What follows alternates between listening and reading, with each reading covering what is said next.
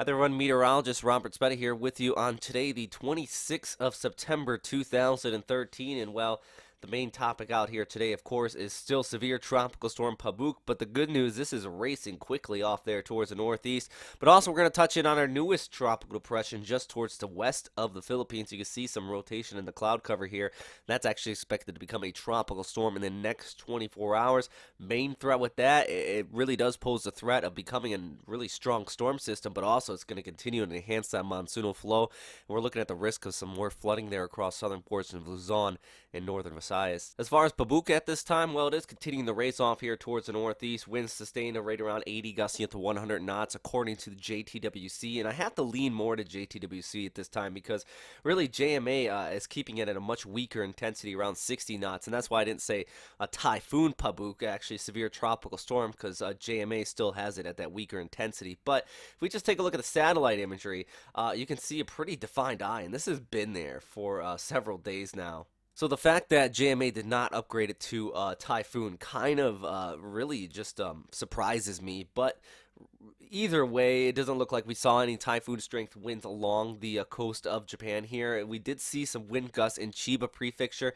That's an area just towards the east of Tokyo. If you're in Yokosuka, I know we saw wind gusts upwards of about 60 kilometers per hour, but just towards the east, we did see them up there right around 90 kilometers per hour. And that's really in these stronger bands that are now pushing off there towards the northeast as our tropical storm just continues to race and jettison off there, really just due to an upper level trough that's digging down from the northern Pacific. You can really see that here on JMA's upper level analysis. You got that deep trough coming in. That's supporting actually some thunderstorms across Hokkaido this morning as well. But also, we have our storm system in the weak troughing right in there. That is our tropical storm now. As that picks it up, it's just going to run along the southern periphery of that and get wrapped up and basically go out here towards Typhoon Graveyard, which is just around the east of the Sea of Okhotsk. So, something to watch for the coming days if you are into basically Kamchatka out here. But outside of that, the other thing this trough is going to be doing is just going to usher in much, much cooler temperatures, not only across Japan, Korea, but also into northeastern China. It's going to feel very much more autumn-like. This large high pressure that is really diving in out of Siberia comes in from the north, and you see this really tight gradient on the eastern periphery of it.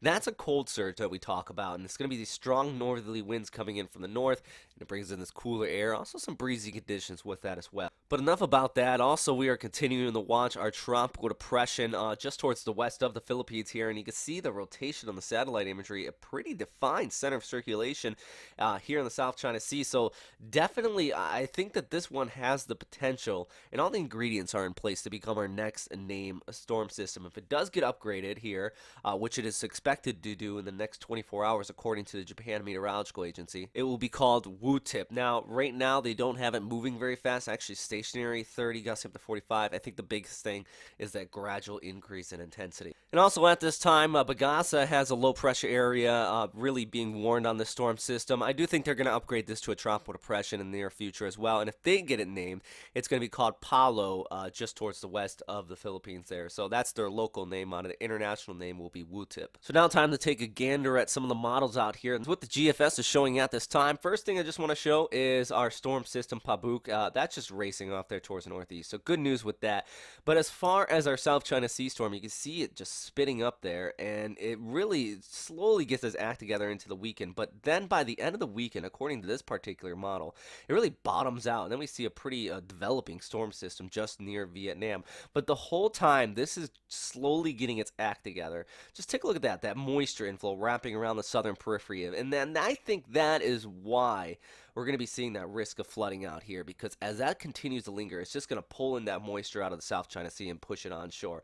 Also, this model is picking up on another system, possibly pushing up in the same direction as Pabuk did.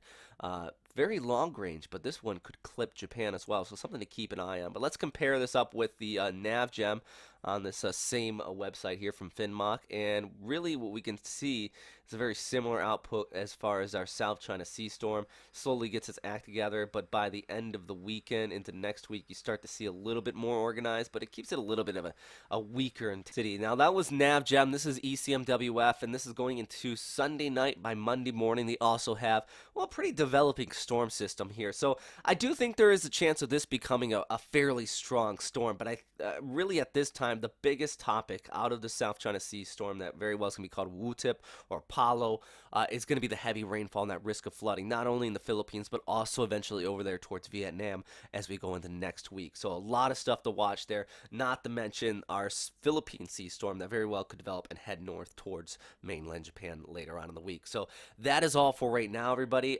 Thank you for watching this whole video. I know my voice is shot right now, which is truly quite painful. But yeah, if you have any questions, comments, or suggestions, please post them down in the comment box below. And as always, stay safe out there.